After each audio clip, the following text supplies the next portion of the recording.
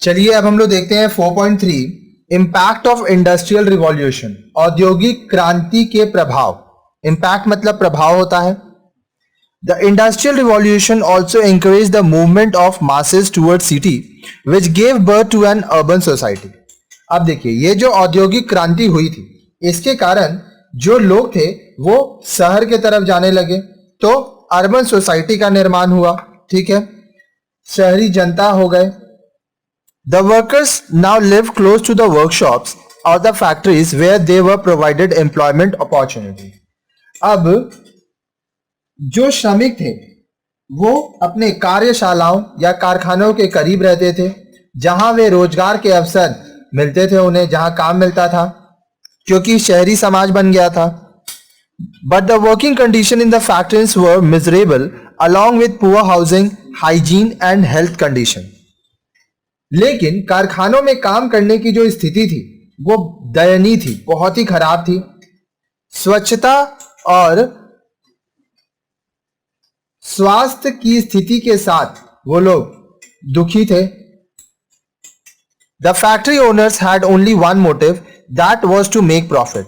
अब जो कारखाने के मालिक थे उनका सिर्फ एक ही मकसद था कि वह लाभ कमाए, और उनको अपने एम्प्लॉइज का, अपना वर्कर्स के प्रति कोई ध्यान नहीं था। Hence, he forced the workers to work for long hours on low wages, sometimes 12 to 14 hours daily. तो इससे क्या हुआ कि वह अपने वर्कर्स को, श्रमिकों को लंबे समय तक के लिए कम मजदूरी पर काम करने के लिए मजबूर करते थे। कभी कभी 12 से 14 घंटा तक वो लोग काम कराते थे। Women and children were paid very low wages. अब जो महिलाएं थी और जो बच्चे थे उन्हें बहुत ही कम मजदूरी का भुगतान किया जाता था, बहुत कम पैसा दिया जाता था। The factories were poorly ventilated, noisy, dirty, damp and dark. अब जो कारखाने थे वो बहुत ही खराब हवादार थे, उसमें अच्छे से हवा नहीं आता था, बहुत शोर होता था, गंदा होता था, वहां पे नमी रहती थी और अंधेरा रहता था। Do you think this situation continued for long? क्या आपको लगता है कि यह जो स्थिति है वह लंबे समय तक जारी रखी जा सकती थी या जारी रखी गई थी? Gradually the workers began to release their strength. धीरे धीरे श्रमिकों ने अपनी ताकत का एहसास शुरू किया। रियलाइज का मतलब एहसास करना। The pressure came from trade union. अब ट्रेड यूनियन ने दबाव बनाया। अब movement began to save the workers from the injustice of the factory system. अब एक आंदोलन हुआ जो कि कारखाने में जिस तरह से काम होता था, जो श्रमिकों के संग अन्याय होता था, उसके खिलाफ उस आंदोलन में यह था कि वो श्रमिकों को बचाएं। Many laws were made to reform the working and living condition. बहुत सारे कानून बनाए गए जिससे जो श्रमिक थे उनकी स्थिति को सुधारे गए।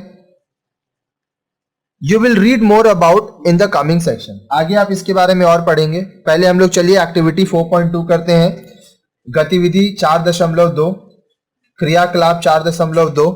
Look around you in your family and neighborhood or shop or market. अपने आसपास देखिए, चारों ओर देखिए, अपने परिवार को, अपने पड़ोस में, दुकान में, बाजार में। Do you see young children below 14 years being employed and denied their right to study? क्या आपने 14 वर्ष से कम आयु के बच्चों को काम पर रखते हुए और उन्हें शिक्षा के अधिकार से वंचित देखा है? What should be done to educate them? उन्हें शिक्षा देने के लिए क्या किया जाना चाहिए? Give it a thought and try to find ways to help them. अब इसके बारे में विचार कीजिए और उनकी सहायता करने के तरीके ढूंढने की कोशिश कीजिए। These children will also have all the rights in the world to get educated. अब ये जो बच्चे हैं जो 14 साल से कम के हैं और इनको पढ़ाई नहीं मिल रही है, इनके पास भी अधिकार है पढ़ने का। The government can plan the opening of few of the educational institutions which can provide them the basic knowledge and vocational studies which will also help them in making a bright career. अब जो सरकार है वो educational institution बना सकती है, संस्था बना सकती है, जहां पर ये बच्चों को कम से कम मूलभूत जो जानकारी होती है, बेसिक नॉलेज होता है, वोकेशनल स्टडीज दी जाए ताकि ये अपना कुछ करियर बना सकें। There was a tremendous increase in production which resulted in low cost of goods. अब देखिए, उत्पादन जो है, प्रोडक्शन है, उसमें बहुत वृद्धि हुई, जिसके कारण जो वस्तुओं की कीमत है उनमें कमी आई। Human labour was replaced with the machines and the domestic system of production came to an end. अब देखिए, जो मानव श्रम था, ह्यूमन लेबर था, उसके जगह पर मशीन आ गए और घर पे जो उत्पादन होता था वह समाप्त हो गया। Increase in agricultural production decrease the food prices. अब देखिए, कृषि जो उत्पादन थी उसमें वृद्धि हुई तो खाद की कीमतों में कमी आई। A new source of wealth rose from the ownership of factories and machinery. अब देखिए, लोगों के पास फैक्ट्री और मशीनों के स्वामित्व से धन के नए स्रोतों का उद्गम हुआ। अब वो लोग नए नए जगह से पैसा कमाने लगे। This new group of people were known as capitalist. अब ये लोग जो नए समूह के थे, जिनके पास बहुत पैसा था, उन्हें कैपिटलिस्ट, पूंजीवादी के रूप में जाना गया। They also organise the banking system to distribute capital from surplus income areas to those areas where it was needed. अब वो लोग क्या किए, बैंकिंग सिस्टम, बैंकिंग प्रणाली का आरंभ किए, जो कि उस जगह पर जहां पर पैसा ज्यादा था वहां से उस जगह पर पैसा लगाने लगे, भेजने लगे जहां पैसे की जरूरत थी।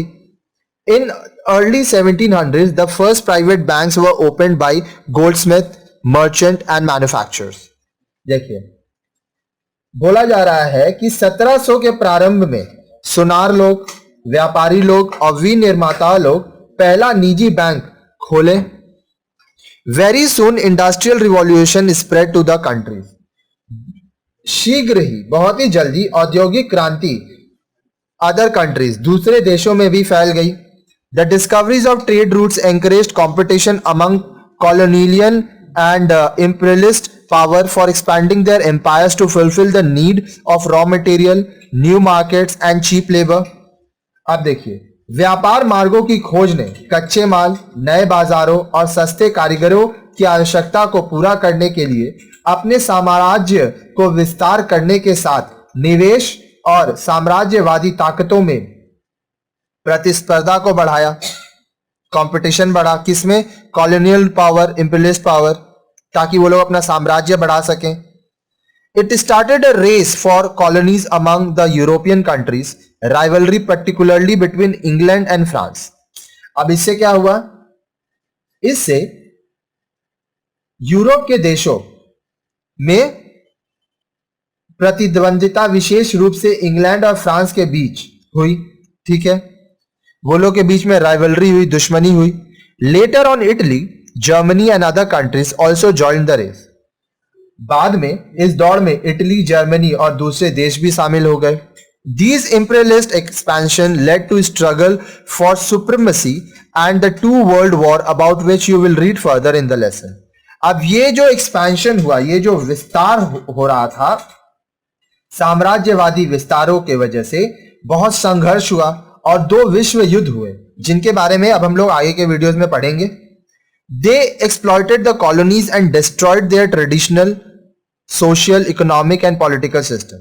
अब वो क्या कर रहे थे, इन्होंने उपनिवेशों का शोषण किया, उनकी परंपरागत सामाजिक, आर्थिक और राजनीतिक प्रणालियों को समाप्त कर दिया। These colonies in turn started opposing the foreign rules and fighting for their independence. अब ये जो उपनिवेश थे, कॉलोनीज थे, ये विदेशी शासन का विरोध करने लगे और अपनी स्वतंत्रता के लिए लड़ने लगे। चलिए अब हम लोग आगे देखते हैं।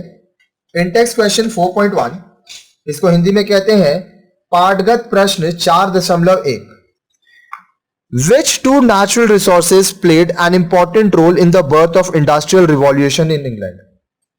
अब देखिए, कौन सा ऐसा दो प्राकृतिक संसाधन था जो कि इंडस्ट्रियल रिवॉल्यूशन भारत में, इंग्लैंड में जो औद्योगिक क्रांति हुई उसके जन्म के लिए महत्वपूर्ण हुए। Coal and iron are the two major natural resources who played an essential role in the advent of industrial revolution. कोयला और लोहा, ये दो महत्वपूर्ण प्राकृतिक संसाधन थे जो कि औद्योगिक क्रांति के लिए रिस्पॉन्सिबल थे, उत्तरदायी थे। How the development in the means of transport and communication assisted the merchants. अब जो व्यापारी थे उनके विकास में परिवहन और संचार यह किस तरह से मदद किए। The development of means of transport and communication has all positive effects on the business of merchants, as now they can able to ship their manufactured products to the other parts of the world. It also helps in carrying raw material. अब देखिए, जो व्यापारी थे उनको अपना व्यवसाय, अपना व्यापार बढ़ाने में, उसका विकास करने में परिवहन, ट्रांसपोर्ट, संचार, कम्युनिकेशन का बहुत लाभ मिला, क्योंकि वो लोग दुनिया के दूसरे भागों तक अपने बनाए हुए सामान को पहुंचाने लगे। साथ ही साथ वो लोग कच्चे माल को एक जगह से दूसरी जगह तक ले जाने में सक्षम हुए। What was the reason to employ children in coal mines and factories? अब कोयला का जो खदान था, जो कारखाना था, उसमें बच्चों को क्यों नौकरी दिया जाता था, क्या कारण था? The reason behind applying children in the coal mines is the small size which often helps them move faster in narrow coal mines. They also paid low wages and compared to the elder people. अब देखिए, बच्चों को कोयला कारखाना में नौकरी इसलिए दिया जाता था क्योंकि वो लोग छोटे थे, आकार में छोटे थे, तो वो जो छोटे छोटे खदान थे कोयला का, उसमें वो लोग जा पाते थे, काम कर पाते थे। साथ ही साथ इनको बहुत ही कम पैसा दिया जाता था बड़ों के मुकाबले। Match the column.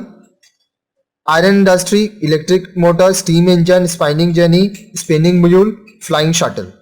अच्छा, जेम्स वॉट क्या बनाए थे? Steam engine. Samuel Crompton, spinning mule. Henry Cort, iron industry. Michael Faraday, electric motor. ठीक है।